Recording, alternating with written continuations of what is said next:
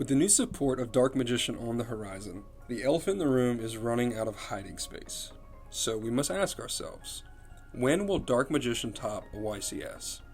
At a glance, this might seem like an obvious answer, but before I give you mine, let's look at several things. I suppose the first and most important thing being asked is, well, what the hell do we even play? With the rise in popularity of multiple builds and engines driving and commandeering the ultimate wizard in terms of attack and defense, we are left with some great options. My personal favorite being Shining Sarcophagus. It was released in Legacy of Destruction on April 26th, 2024. We got a fresh new design of Dark Magician, the Magician of Black Magic, and eventually Dark Magician Girl, the Magician's Apprentice. The drawback, if you will, is that these cards are confined to the Shining Sarcophagus archetype, and they don't really mix well with the purest of quote-unquote Dark Magician builds, as an engine to a degree. But that's to say you can't play a few essential core pieces of classic Dark Magician with this build.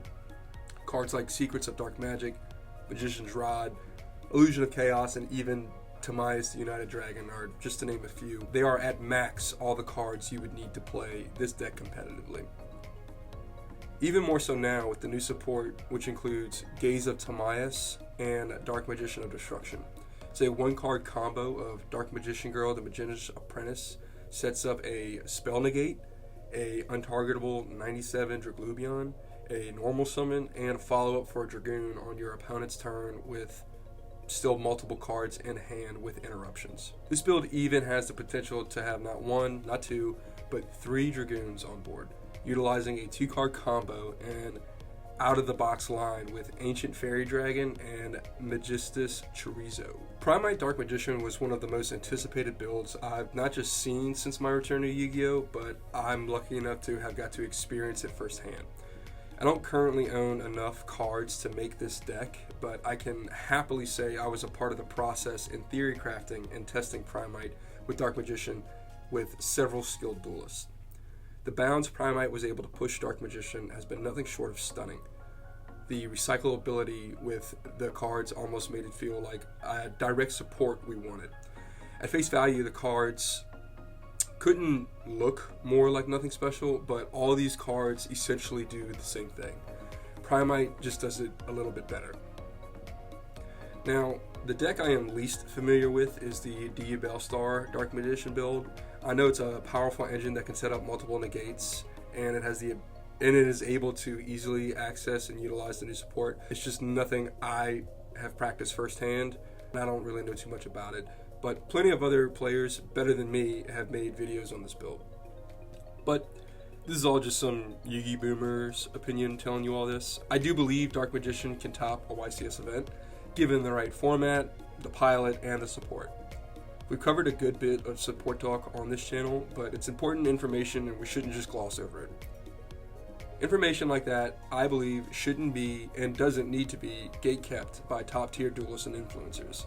So, let's ask some important questions to important people to better understand why and how Dark Magician can sink or swim to the top of a YCS. Matchie, thank you so much for doing this, man. I really appreciate it. And I think I speak for all of us when I say you are the best Dark Magician player, period. Some of the names people have given you are names like Atem, the real life Atem, Joy Boy reincarnated, the next king of games, and it shows. It really does. So, accolades and praise out of the way. My burning question for you is, what are the current limitations of Dark Magician that's holding it back from not being in the discussion of being a competitive deck and not just a legacy deck for rogue players? First and foremost, thank you for having me in this video, and thank you for the kind words. I appreciate them. You really know how to tug on the heartstrings, man. Honestly though, I comments like that really push me to keep innovating ideas. But at the end of the day, I don't see myself on such a high pedestal by any stretch of the imagination.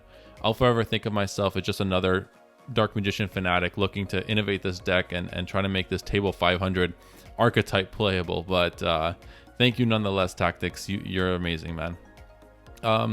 As for the question in regards to what limitations are holding Dark Magician back, for me, in order to answer this question about why a bad deck is bad, I need to ask, why is a good deck good, if that makes sense?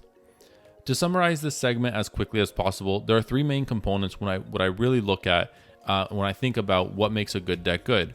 These are consistency, flexibility, and resilience. How consistent your deck is incredibly vital for a winning strategy. How accessible your combo is while limiting your chances of breaking is what makes a consistent deck very consistent. Despite us playing The Brick, which is a level 7 vanilla, out of the three, this is the area of Dark Magician that I feel we're the strongest in. With the toolbox available to us, it allows us to get into any card we need incredibly comfortably. Through cards like Magician's Rod, Illusion of Chaos, Soul Servant, all of these work in combination with one another to really allow us to grab any card in our archetype at almost any time. The biggest issue is that we can only do this one time. And the underlying issue is, although consistent, we don't do this enough times to establish a winning strategy consistently. This issue is solved, however, with the new support, specifically talking about Dark Magician of Destruction, and it definitely makes this area of our deck even better. The second point I'm trying to make is in regards to flexibility. And flexibility is a very deck-dependent conversation, so I won't spend too much time in detail there. Essentially, pure Dark Magician has almost zero flexibility.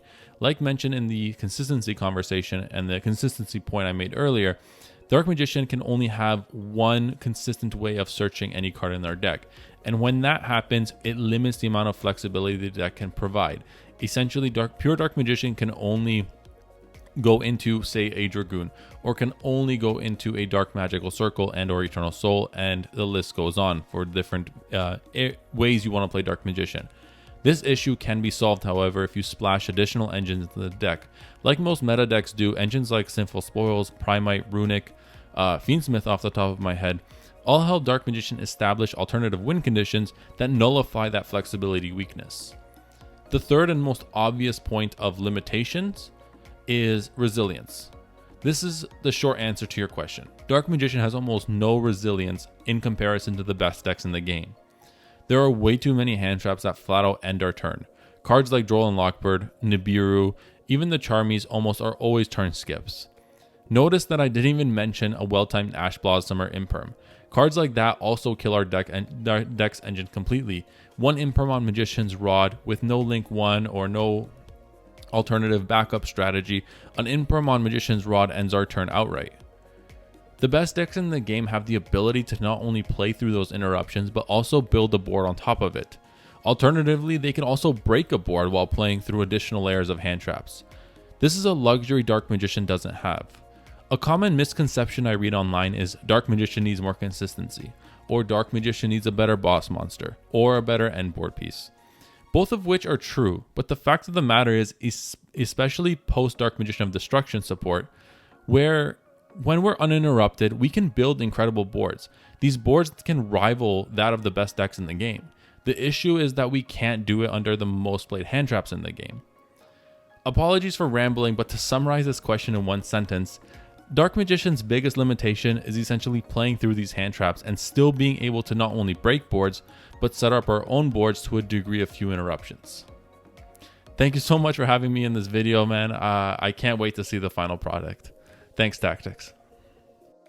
Gohan, thank you so much for sitting down and talking with me, man. I really, really appreciate it. My burning question for you is, was there ever a time where you think Dark Magician could have seen like high competitive success? Because if there was ever anyone to ask, I think it would be you, because in the Dark Magician Discord, I do believe you have the most foresight and insight, the ins and outs of a build like this, but not just for Dark Magician, competitive Yu-Gi-Oh in general. So you are way too nice as usual. What you call insight, I call watching Joshua Schmidt and GGYGO videos. So that's my secret. you can do that. Anyone who wants to improve at the game should be doing that. But being serious on the topic of Dark Magician, while I've been playing the game, I think the variant of Dark Magician that was best poised to see competitive success was Fiendsmith Dark Magician at a very specific point in time and for a very specific reason. That's a controversial take because I know some of your audience will object on the grounds that Fiendsmith Dark Magician hasn't actually done anything competitively, while Dark Magician did see some regional tops on the back of Verte Anaconda and Red Eyes Fusion several years ago.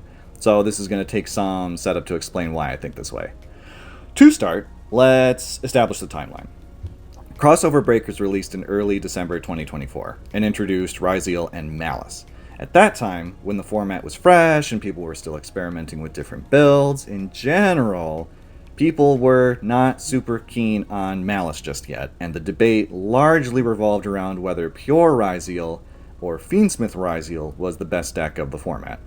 In terms of top-cut representation, looking back, I think it's fair to say that a majority of players were placing their bets on Pure Ryziel as the deck to beat and played accordingly, though savvy players like Triff sussed out that the Fiendsmith version was perhaps the better pick. Coming off of Snake Eye and Yubel format, Pure Ryziel had a reputation as a quote-unquote fair deck because its main playmaker, Duo Drive, was a critical choke point that was easy to interact with. Stopping Duo Drive might not necessarily keep them off Detonator, but it kept them off Cross, so going second, your challenge was just to play around the Detonator and whatever cards they had in hand. I say just, like Detonator isn't a big deal, but despite how oppressive it is, you were still looking at a fairly simple game state as opposed to Snake Eye that threatened you from the monster zones, and the back row, and the graveyard. Also to note, since we're talking Crossover Breaker format, we're talking about a time before Eclipse Twins, which came out in Supreme Darkness in late January 2025. Crossover Breaker Ryziel had plug-in for recovering an outed Detonator, but I played against a lot of Ryziel and talked to Ryziel players, and it was not super common to see people using it because it was considered bricky, which means, without Eclipse Twins, once you cleared the Detonator, it was oftentimes gone until they could make a new one. So we're looking at post-Crossover Breakers and pre-Supreme Darkness. That's a roughly 2-month window where Ryziel, especially Pure Ryziel, was both heavily represented and relatively simple to deck build against and play into. Stop the Duo Drive, play around the Detonator. The one big event that happened within that 2-month window was YCS Anaheim 2024, where Crossover Breakers debuted. Now, going back to Fiendsmith Dark Magician, I don't have to explain to your audience why the Fiendsmith cards are powerful. They offer any deck that can fit them a higher ceiling, a greater ability to play through interruptions, flexible end board options, easy OTK lines, and serious grind game resources. Moon of the Closed Heaven, being a generic Link 2 that gives you full access to your Fiendsmith engine, also means that every card in your main engine has added value, no matter what you're playing. For Dark Magician, that means a negated Magician's Rod offers you more than Artemis Pass. By simply normal summoning Rod, you're halfway to a layered end board with multiple disruptions plus cards left in hand. So how does Fiendsmith Dark Magician fit into that narrow window of December 2024 to January 2025? Ask a Ryziel player, and they'll tell you one of the hardest challenges for them to overcome at that time was one of the most popular monsters in the Dark Magician extra deck, Chaos Angel! If somebody could get to a light and dark material Chaos Angel, Pure Ryziel had no in-engine way to out it. Nothing. Chaos Angel put them on Imperm, Forbidden Droplet, or Bust. The trick was to find a way to Chaos Angel without activating effects that would allow Detonator to chain and destroy your prospective synchro materials on the field when you were going second. Now, Fiendsmith could do that by itself, but it had to very specifically do so by starting with Engraver in hand, and the Chaos Angel would only be summoned using light materials. That's still good, but since you could only get there by starting Engraver, it was not very consistent, and because it didn't result in a full-powered Chaos Angel, that line gave Ryziel the option to modulate your attack with Duo Drive and potentially walk over you to close out the game. The cool thing about Dark Magician is that it synergizes with Fiendsmith to give you not just more consistent access to Chaos Angel, It gives you the light and dark materials to summon a full-powered one, and Detonator could not stop you from getting there. It was so cool. I wish I could go back. For anyone who doesn't know the line, Fiendsmith's Requiem's quick effect attributed itself for cost to special summon a monster from the deck meant you could set up Requiem, then, for example, activate Magician's Soul's effect to send itself to the graveyard and summon a Dark Magician or Dark Magician Girl from the graveyard. Detonator could chain to target and destroy Requiem after you activate Soul's effect, but it would be pointless since you'd then chain Requiem and dodge the destruction. Soul sends Dark Magician Girl, and Requiem summons Lacrima, so at the end of the chain resolving, you have a Dark level 6 and a Light level 4 on the field. Detonator has to chain to your effect activations to target and destroy something, so you simply decline to activate Lacrima's effect on summon, and instead go into Chaos Angel to clear the Detonator. I won a lot of games in that format doing exactly that, and it was especially cool when you could set up both Chaos Angel and a Dragoon. Even if you couldn't end the game on that turn, that Chaos Angel line set up the materials for both a Fiendsmith and Paradise play on the following turn, and all the resources you need engraved to make a big Desiree on your next turn. I'm not going to sit here and say that Fiendsmith Dark Magician would have guaranteed one YCS Anaheim if somebody had brought it there, but I am confident that it could have topped, and on a good day, in the right hands, on paper, it had the ability to win it all. It had every resource you'd want in a rogue pick for that format, and most importantly, because of Dark Magician's unique synergy with Fiendsmith, it had a good matchup against the most popular deck in the room, which is exactly the magic formula you need to make a successful meta call and snipe a win. The last time I saw a full-fledged Dark Magician deck top anything was in April 2022, played by Gabriel Caminero. There really wasn't any special reason why the deck did well in that event. Everything at the time was just Dragoon Turbo. We also just got the new card Illusion of Chaos, which was a major buff to our consistency at the time. We still wanted to do our Rod Souls combo into Anaconda, but in the event that we couldn't do this combo, we had things like Red Eyes Fusion or Sky Striker Hornet Drones, or in the case of this profile, Manju with the 10,000 Hands. All of these cards were basically one card starters to making Dragoon. The short version is, in that time, Dark Magician had everything it needed to be a cohesive strategy.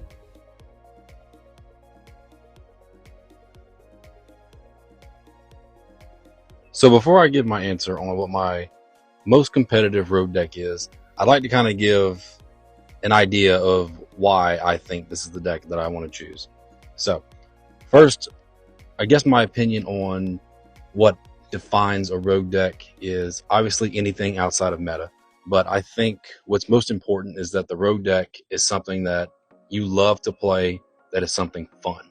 Now, you take something outside of that and you say, well, what is the most competitive, fun rogue deck? Well, in my opinion, I think it's Blue Eyes.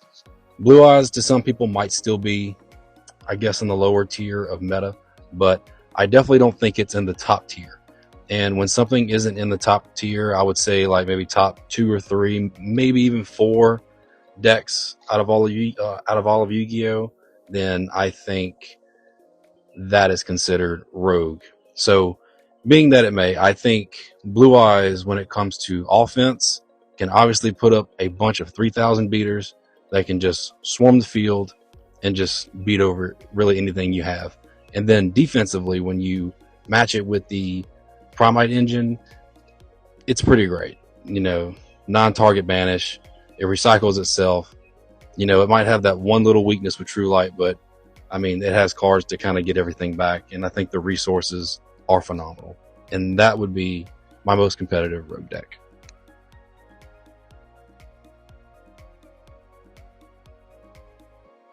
I think the biggest problem with the game right now, and in this format, I actually really like this format, so I don't have a really big problem with it. I think it's a lot better than the format from last year with like Tenpai and Snake Eyes and all that. But the problem is that we've been in the same format really since January, so we're going on nearly half a year with Mal, Sunrise Zeal, and Miss Ruby at the top of the list. People are just tired of it, and so I think with Justice Hunters coming out, I think we're going to get 3 really good new decks, so I think people are going to be more excited for the game in that sense. But it's been the same format for the past 6 months.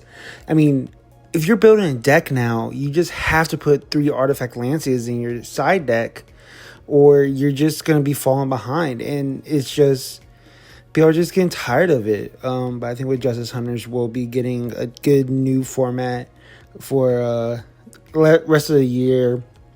And, you know, the new balance isn't supposed to be after World, so we're going to have this format for a little bit while, but with Justice Hunters, I think it's going to be very different. Now that we've spoken to several incredible duelists, all in their own rights, let's ask ourselves, how do we put all of this together to push Dark Magician to the top? Did we miss our chance, according to Gohan? Will there ever be a format in the state for legacy decks like ourselves to succeed? Are rogue decks in the future of top events? Let's discuss it. We must first start at the very basics, which is deck building and deciding which deck to play. At face value, it sounds easy, but you have to be aware of the current format, top performing decks, and the cards allowed at your disposal for when you attempt your event. I've always struggled with deck building myself, half of it being you must know your own combos and lines, and the other half knowing how these other decks work and how to counter or combat them. I'm fortunate enough to have the best locals shop in the state of Louisiana for practice, because everyone there not only pushes me, but they push themselves by consistently trying new decks, giving me the widest range possible for testing. I'm also part of the Dark Magician Discord, where I was able to initiate real-time remote duels between us all that we do weekly. Being the one who was able to start that has not only helped me, but every Dark Magician player there. Watching real-time theories come to light through matches and playtesting is one of, if not the most important parts of pushing Dark Magician as a deck to the next gear. Starting combos, backing up plays, envisioning lines with everyone on the call are all just parts of the collective effort to make this deck the best it can be. So becoming a good pilot for Dark Magician is inevitable for anyone who wants to participate. So when will Dark Magician top a YCS then? Giving everything we've discussed in this video and the wonderful people we talked to today, how soon will we see the Ultimate Wizard stand at the podium amongst the top 32? My prediction will be in the year of 2026, and it will be won by